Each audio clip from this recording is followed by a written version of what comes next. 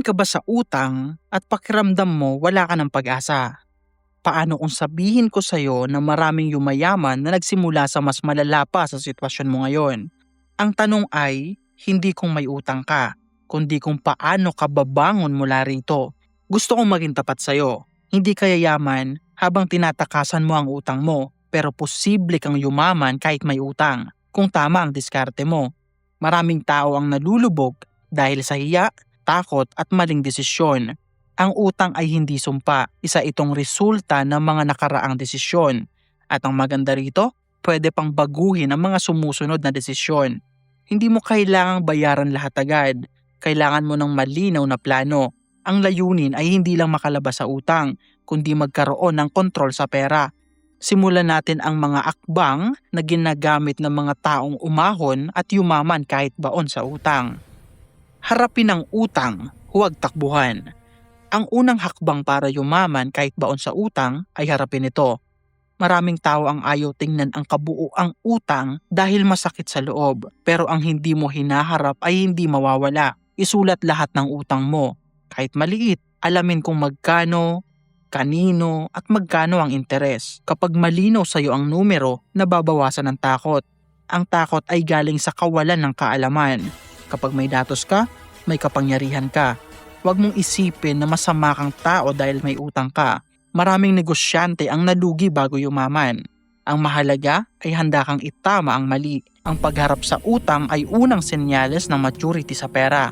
Dito nagsisimula ang pagbabago. Hindi ka patalo hanggat hindi ka sumusuko. Itigil ang pagdaragdag ng utang. Hindi ka makakaahon kung patuloy kang umuutang. Ito ang isa sa pinakamahirap pero pinakamahalagang hakbang. Kailangan mong pigilan ng sarili sa unnecessary spending. Hindi pwedeng isang beses lang. Ang bawat bagong utang ay dagdag kadena. Kung baon ka na, bawal na ang luho.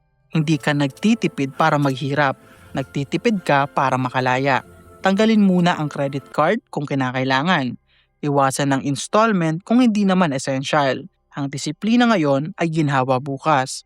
Ang mayaman ay marunong magsabi ng hindi. At ang hindi na yan ay investment sa future mo. Gumawa ng debt repayment strategy. Hindi sapat ang basta magbayad lang. Kailangan may strategy ka. Pwede mong gamitin ang snowball method or avalanche method. Unahin ang utang na may pinakamataas na interes. Habang nababawasan ang utang mo, lumuluwag ang cash flow mo. Huwag kang ma-discourage kung mabagal sa simula. Ang mahalaga ay tuloy-tuloy. Ang bawat bayad ay hakbang palapit sa kalayaan. Huwag mong ihinto kahit maliit lang ang kaya mong ibayad. Ang consistency ang susi. Kapag bumaba ang utang, tumataas ang kumpiyansa mo. At kapag may kumpiyansa ka, mas gumaganda ang desisyon mo sa pera. Dagdagan ang kita, hindi ang lifestyle. Kung baon ka sa utang, kailangan mong maghanap ng extra income. Hindi sapat ang isang sweldo lang. Pwede kang mag-sideline, mag-online selling, or mag-freelance. Hindi kailangang malaki agad ang kita. Ang mahalaga ay may pumapasok na dagdag. Ang extra income ay hindi para sa luho. Ito ay diretso sa utang.